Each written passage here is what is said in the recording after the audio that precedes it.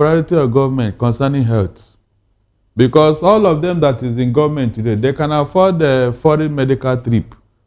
So whether nurses go on strike or doctor, it doesn't concern them because they don't even patronize your hospitals.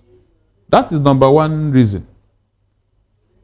2, medical personnel in Nigeria are not well taken care of. It is not the priority of government.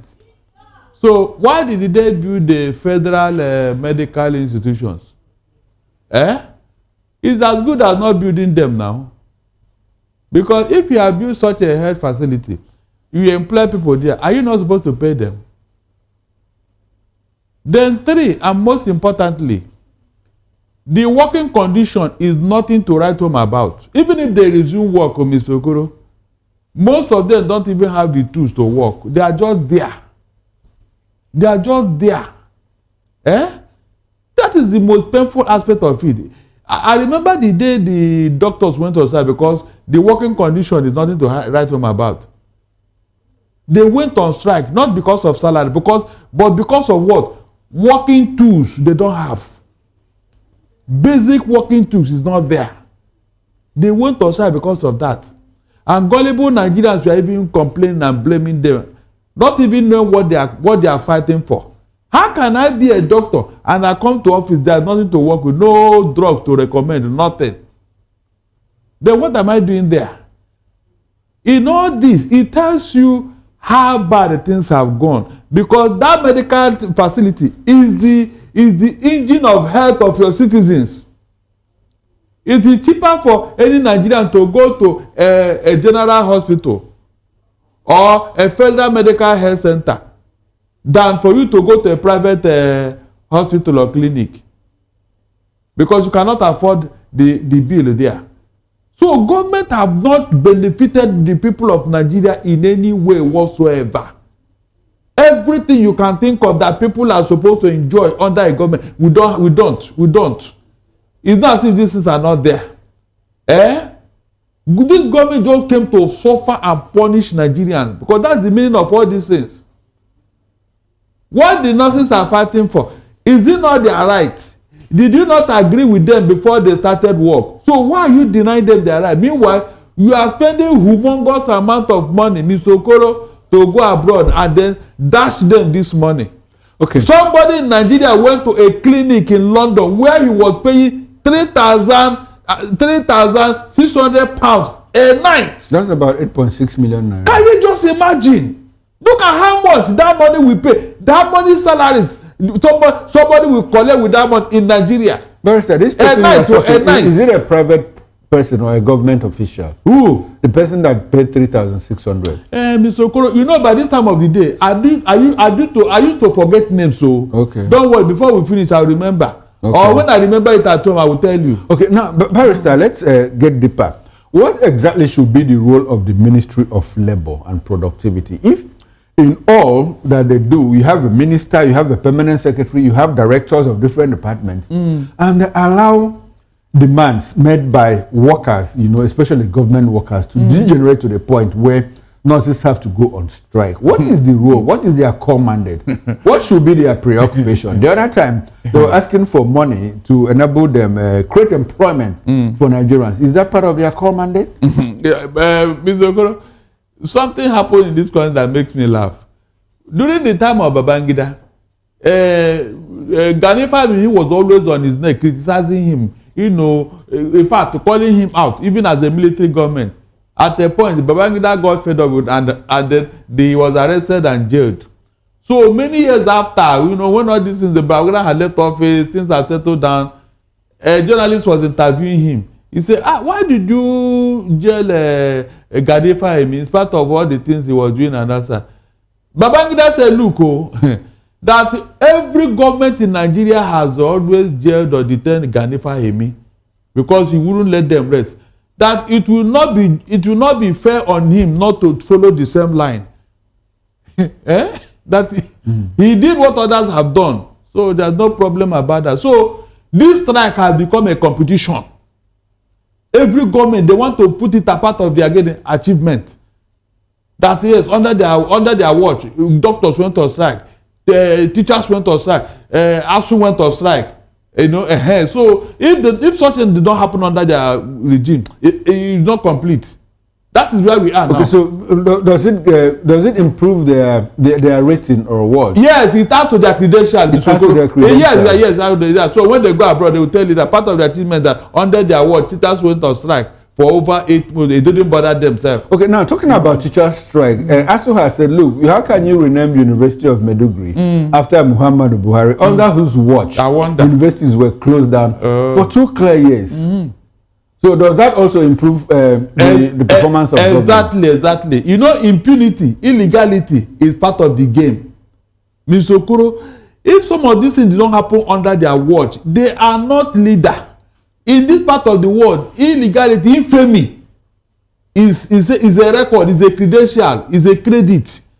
They want to do so that they will show you that they are powerful, they are strong men, they are violating the law. They don't fear anybody. These are the things that make them look good. If they don't do it, how can you be afraid of them? How can you know that somebody is in Abuja? How can they obey the law of the land? No. It's a weakness. Mr. Okoro, in this part of the world, for you to obey the constitution of the Federal Republic of Nigeria as a leader, it means that you're a weak leader. You don't know what you're doing. That sounds more like sarcasm.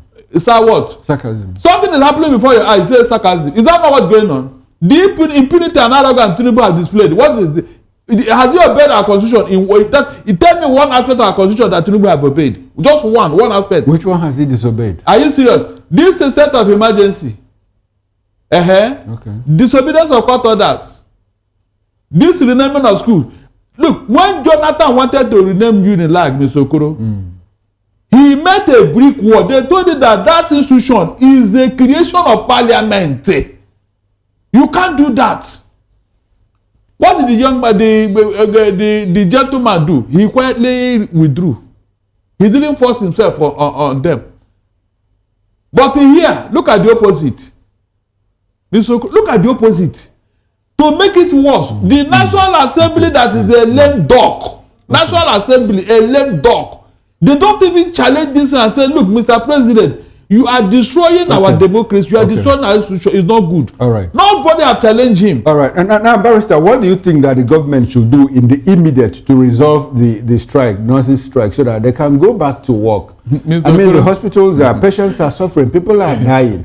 Look, in the immediate, what do you advise the government to do? Mr. Okoro, they will pay the nurses and the doctor, but let some people die first.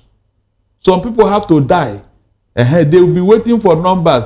By the time they see that people are dying in numbers, okay, no, how many? They say 20. No. But they are not up to 50. Don't worry. With time, First, are you making jest of our government? Is that what they do? I mean, you want Nigerians to believe that the government is happy when people die? Are you serious? In government clinics? Really? So this is your first time, Abi? No. The people it makes them happy. Of course. When nurses go on strike, when doctors go on strike. Why do you think? What end? Why do you think he said this was created as a word? When you hear "say this," is it not a word? As long as there's a word, somebody must act it out. If it's not true, tell me why the people that are being slaughtered in Plateau and Benue does not concern government. Have they done anything to show that they don't like it, Mr. Okoro? Tell me. From Buhari to Tinubu, have they shown any concern that these people that are dying, they are human beings? Okay. The one in the hospital, is it the one that will not be... Barrister, let's just hope that the government and the nurses will be able to resolve this crisis so that they could go back to... I said they will resolve it, but let's get into another issue. The United States mission in Nigeria has weighed in on what is going on, and earlier this morning, I think yesterday, Professor Patu Tomi also weighed in on what he described as chronic poverty in Nigeria. This is what Peter Obi has said severally. Atiku Abubakar has said more. Omoyele Sowore has also weighed in. Datira Mahed, Baba Ahmed, both Hakim and Datira have also said, look, there is poverty in the land. Nigerians are aware of it. So it doesn't need to take a Patu Tomi or a Peter Obi to say that. But when we now have foreigners like the United States Mission in Nigeria saying, while Nigerians are urged to endure economic hardship like labor pains, some governors are splurging billions on new government houses. This report is coming from the Africa Report. And budget warns that instead of funding schools, clinics, or agriculture, leaders prioritize buildings that barely use. And CISLAC Nigeria adds there is more money, little accountability, and no priority. Such alleged lack of fiscal responsibility fuels inequality and erodes public trust. Barrister, this is coming from United States Mission in Nigeria. Of course. It is not Darlington saying it. It is not Chukuma. It is not P2B. So what's your reaction? Has it got to a point where what do you expect will be the government's reaction to this? Whenever you hear we are building infrastructure, no, they are siphoning money. That is the easiest way to steal money from government coffers. They tell they are building road, they are building this. It's a lie. It's an avenue to eat money, Mr. Okoro. A contract that is worth 10 million, they will add zeros, so it become 10 billion. By the time they finish, they say, we have built one road there. And when they want to commission it, they will call CNN, call BBC, then they call Ashebi. You see them dancing and dancing. Then gullible sacrifice will go to town. Government have built the road somewhere. Very nice road. But nobody will tell you how much. That is the easiest way to eat money, Mr. Okoro. Very deceitful human beings. Every time we are borrowing money for infrastructural development. This was the same thing Barr was telling us in his left office. Infrastructure. Tinubu have come now. Infrastructure. Where are they? This infrastructure don't finish. Didn't Buhari build infrastructure? Where is it? If they are built, will Tinubu be telling us the same story? Look at how much we are going to borrow, and look at how much we go into infrastructure. The same infrastructure. And when he leaves office, you discover that nothing has been built. When he leaves office, you discover nothing has been built. It's just word. Where is the money? Nobody will tell you. We are talking of the over 200 and something trillion naira with NNPC they cannot account. Where did that money go? Money is not something that maybe you say Gary or all this food stuff that it has spoiled, they throw it away. If money is not missing, it should be where they kept it now. So where is this money? Nobody will tell you. Up to today, have you probed Buhari's government and know where all the money he borrowed, both ways and means, where it entered? Nobody have told nothing. So have you seen why I have an issue with this government? They cannot deceive me because I know better. Especially what they did in Lagos here is what they have taken to Abuja. Infrastructure, road construction. We spend so much. Where is the road? Where is the money? You can't see. So thank God the U.S. government he said one poorest state in Nigeria is building a government house. Yes, Govt state is refurbishing government house, and in your state, Makinde is using about 63.4 billion naira. To refurbish the government house, the airport, and all of that. And that says that the government house is not befitting of your state. Good. Yes, it has to be the paradise in heaven, so that you know that God is living there. Apart from this, governors are also using a lot of money to refurbish their liaison offices either in Lagos or in Abuja, places that they just go to and spend like 2 or 3 hours and move away. Even guest house where they relax with their misuse. Can't we get it? They have guest houses apart from the liaison offices.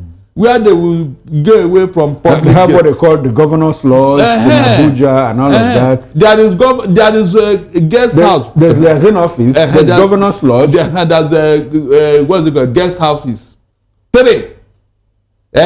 Because each of them have a specific purpose. The guest house is where they retire with their misuse to unwind. Then lodge is, of course, the name is lodge. So Barrister, what should be the role of citizens in arresting this kind of rascality? What should Nigerians do? What should citizens do? Because these things, they do it and fly it in the faces of Nigerians. Yet we read it at news. If you go to newspaper stands, Nigerians complain. Let me go back to this question.